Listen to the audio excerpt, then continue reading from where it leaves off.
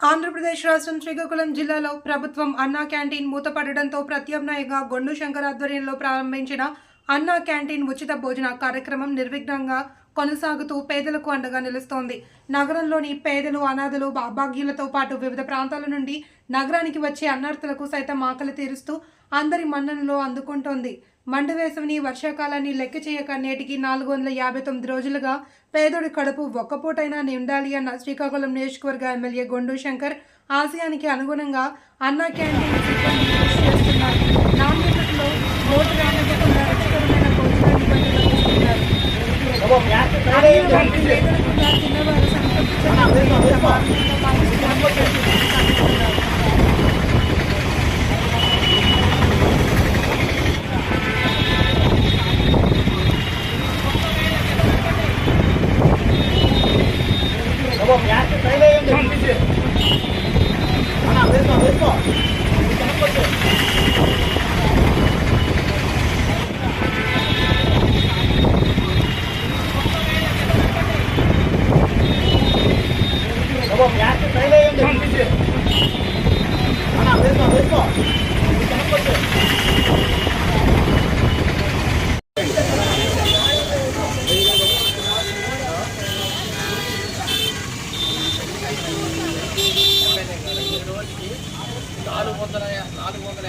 రోజులండి ప్రతి పేదవాడు కడుపు నిండగా వచ్చి ఫోన్ చేసి ఆరాముగా వెళ్ళిపోతున్నారండి.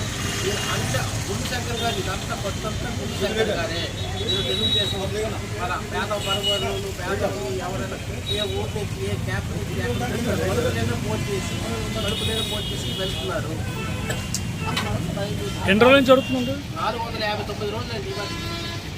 ఈ రోజుకి ఎంతమంది తింటున్నారు? రోజుకి 500 మంది అండి. ఇక్కడ శ్రవణ అధ్యక్షుడు పాత బస్ స్టాండ్